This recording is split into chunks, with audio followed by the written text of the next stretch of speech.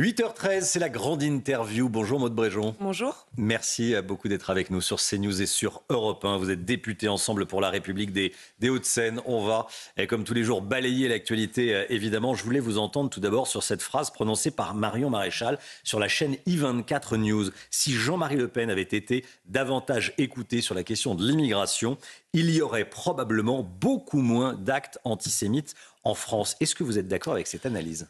C'est une révision complète de l'histoire et de la vie de Jean-Marie Le Pen qui est, à mon sens, absolument odieuse et qui l'est d'autant plus quand on ose tenir ses propos lors d'un déplacement en Israël comme elle faisait depuis quelques jours.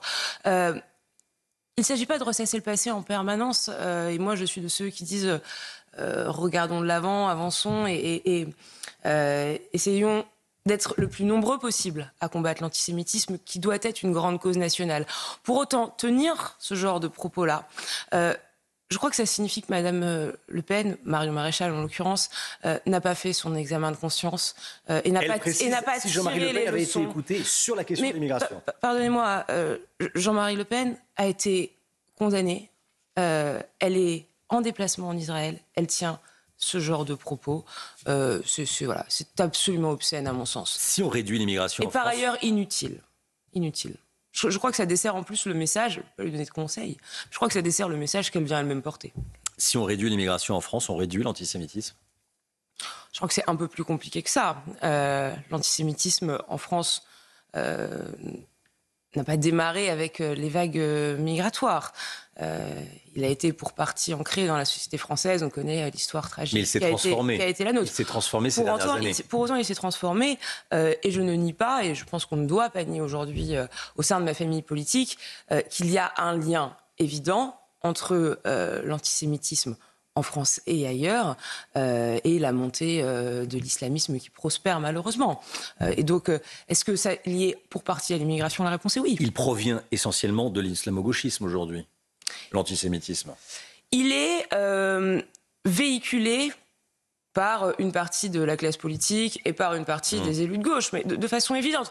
On va dire les choses. Aujourd'hui, parce que je vois bien où vous voulez m'emmener, la France insoumise, et certains autres partis, y compris chez Europe Écologie Les Verts, instrumentalisent l'antisémitisme, soufflent sur les braises et en font un argument de campagne, un argument électoral. On voit bien, rappelez-vous, lors de la campagne des Européennes, comment la question de Gaza a été mise en avant et derrière elle, des propos qui étaient parfois ambigus, parfois extrêmement clairs et qui visaient directement nos compatriotes de confession juive et le peuple d'Israël. Et je crois qu'on a une responsabilité bien sûr collective à combattre ça. Et j'en appelle aussi aux électeurs, voyez-vous. J'en appelle aux électeurs qui, malheureusement, aujourd'hui encore, mettent des bulletins de la France insoumise dans l'urne.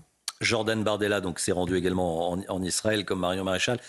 C'est un tournant dans l'histoire du Rassemblement national. Il y aura un avant et un après. C'est pas à moi de le dire.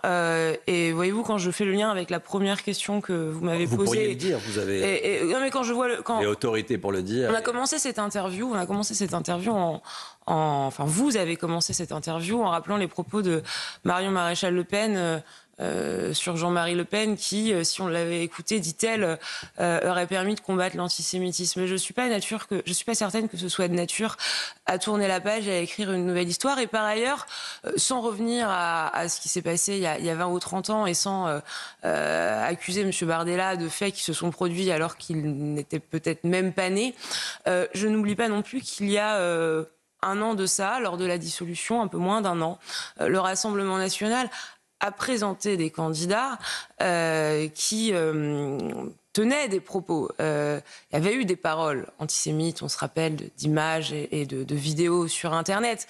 Il ne s'agit pas d'accabler tout le monde, mais de toute évidence, le Rassemblement national a toujours un sacré travail à faire et n'a pas complètement fait le ménage chez lui. Il y avait une candidate qui portait une casquette nazie qui a été écartée immédiatement. Évidemment. Oui, mais néanmoins, que des candidats qui font ce genre de choses puissent être investis par un parti politique, pardon, c'est pas complètement neutre et ça n'arrive pas dans tous les partis politiques. Je voulais vous entendre également, Maude Bréjon, invitée de la grande interview CNews Europe 1 sur la question du voile islamique dans le sport. On en a parlé jusqu'au sommet du gouvernement.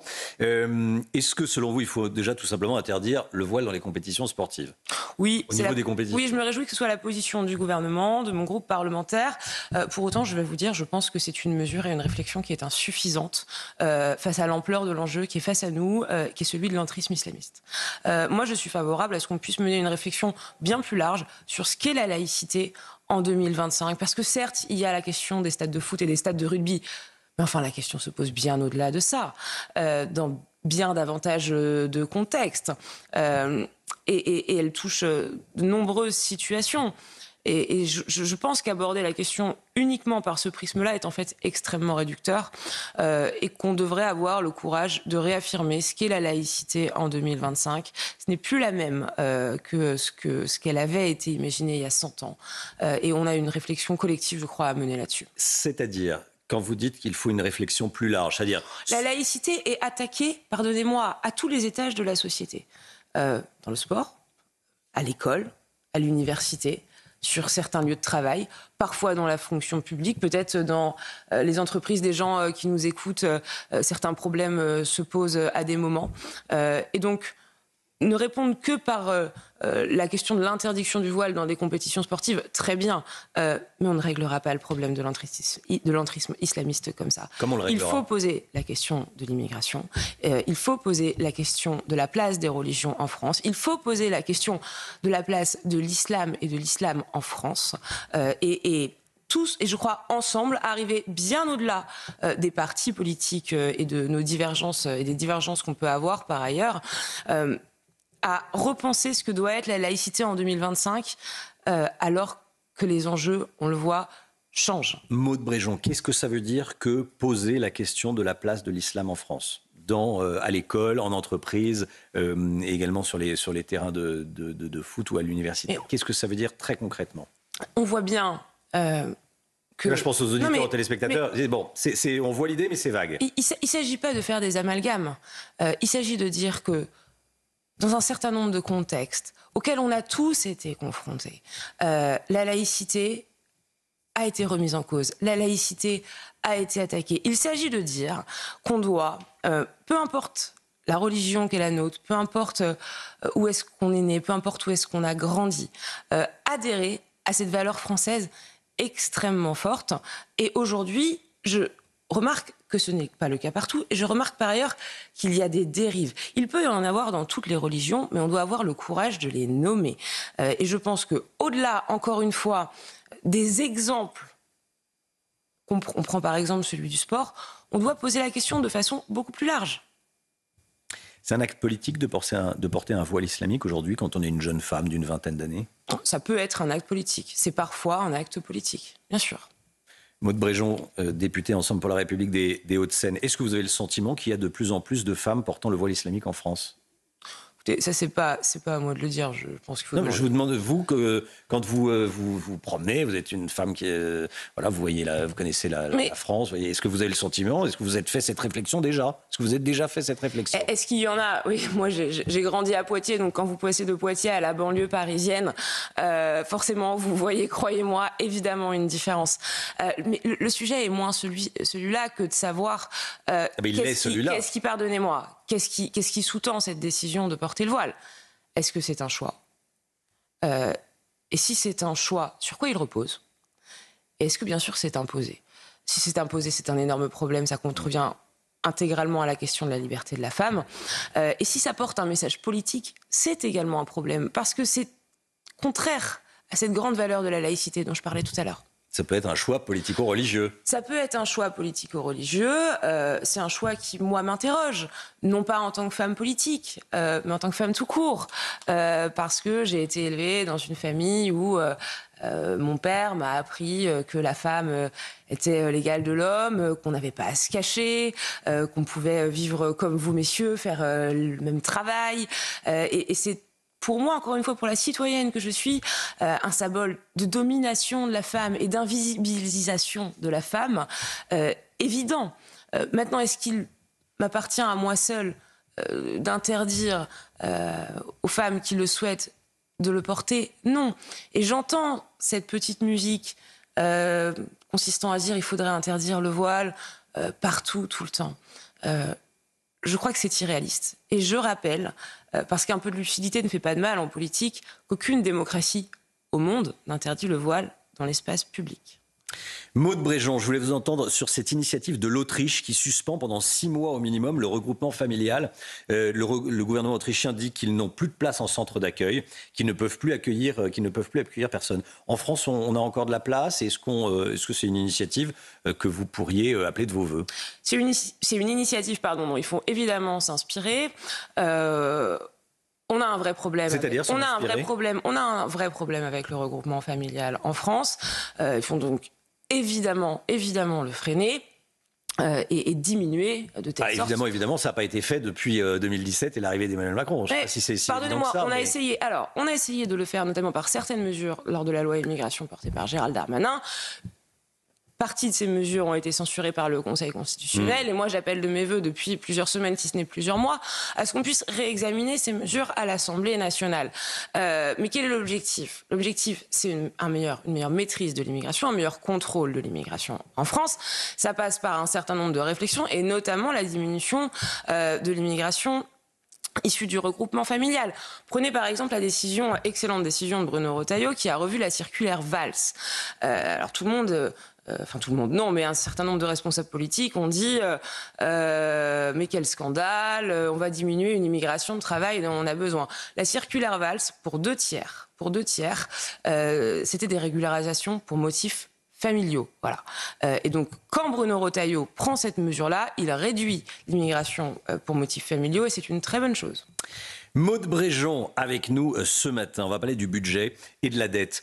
3 300 milliards d'euros de dette, ça grimpe. 200 milliards de plus depuis le dernier comptage. François Bayrou dit dans le JD News cette semaine que comme on n'a plus d'argent, c'est très difficile, voire impossible, c'est le mot qu'il a utilisé, voire impossible de répondre aux problèmes des Français. Tiens, la porte-parole du gouvernement, Sophie Primas, dit déjà que le budget 2026, et vous le savez, vous l'avez entendu, va être un cauchemar. Est-ce que vous prévenez les Français ce matin? On entre dans une nouvelle ère budgétaire. Il va falloir se serrer la ceinture, faire d'énormes efforts. Il va falloir faire des efforts, mais c'est d'abord à l'État de faire des efforts. Et moi, je ne suis pas élue pour dire aux Français qu'on n'est plus en capacité de régler leurs problèmes. D'abord parce que je pense que c'est faux, et ensuite parce que si c'est la conviction... Ce qu'a dit François Bayrou, c'est faux? Mais je pense que ça contrevient même à l'idée de l'engagement politique. Ce que dit François Bayrou, et il a en revanche raison de le dire, c'est qu'on est dans une situation budgétaire, pour plein de raisons sur lesquelles je ne vais pas revenir ce matin, extrêmement compliquée, un déficit qui est un peu en dessous de 6% l'année dernière, une situation qui s'est dégradée sur le front économique pour des raisons nationales et internationales, l'arrivée de Donald Trump, les potentiels droits de douane, je ne vais pas revenir dessus non plus, et ça nécessite d'avoir le courage de prendre des décisions difficiles, peut-être parfois pour partie impopulaires. Moi, je suis prête à les prendre, mais je demande au gouvernement de venir vers le Parlement avec des propositions. Où est-ce qu'on coupe dans la dépense publique? Parce qu'il est évident que ce n'est pas aux Français de financer directement les efforts qu'il y aura à faire cette année. En tout cas, pas par des augmentations d'impôts. Ils en payent déjà suffisamment comme ça. Ce qui a été fait pour le budget 2025. Moi, j'attends encore une fois du gouvernement qui propose des pistes sans augmenter les impôts des Français et en prenant des décisions courageuses de réduction des dépenses et notamment de réduction de la dépense sociale. Parce que je pense qu'il faut avoir le courage de dire que le modèle social français tel qu'il est aujourd'hui n'est plus tenable. Deux dernières questions. Petit 1, le RN fait à nouveau entendre la petite musique de la censure. Musique faible pour le moment, mais le niveau monte. Au sujet de la programmation pluriannuelle de l'énergie, un plan sur 10 ans. Le RN craint des augmentations de tarifs de l'énergie et la poursuite de la construction d'éoliennes partout sur le territoire. Pourquoi passer par décret sur ce plan et pas par un vote à l'Assemblée ? Alors, c'est important, c'est les 10 ans qui viennent. D'abord, mon sentiment, c'est que le Rassemblement national cherche là des écrans de fumée pour détourner l'attention de sujets qui probablement les gênent aux entournures, notamment sur la situation internationale. Ensuite, sur le fond de cette question, moi je pense que la ligne qui est celle tenue par le président et le gouvernement est sincèrement la bonne. On développe du nucléaire autant qu'il est possible de le faire. On développe des énergies renouvelables et que ceux qui préfèrent le gaz russe ou le gaz algérien aux énergies propres produites en France le disent. Ce n'est pas mon cas. Voilà. Et pour terminer, j'ajouterais que dans une situation internationale que chacun sent bien extrêmement périlleuse, entre M. Poutine d'un côté, M. Trump de l'autre, voter une motion de censure et de ce fait affaiblir la France et la voix de la France internationale serait, à mon sens, profondément irresponsable. J'espère que Mme Le Pen n'est pas sérieuse quand elle agit de cette menace. Mme Le Pen qui connaîtra sa peine lundi, si elle ne peut pas se présenter à la présidentielle, ce serait un déni de démocratie. J'ai aucun commentaire à faire sur une décision de justice qui n'a même pas encore été rendue. Et si elle venait à être empêchée? Avec des chiens d'aimer, on pourrait mettre Paris en bouteille. Donc vous me réinviterez sur votre plateau et je vais d'abord laisser la justice se prononcer. Puis ensuite, on en rediscutera. Merci beaucoup, Maude Bréjon, d'être venue ce matin vous. sur le plateau de la matinale de CNews, députée Ensemble pour la République des Hauts-de-Seine. Bonne journée à vous, à bientôt.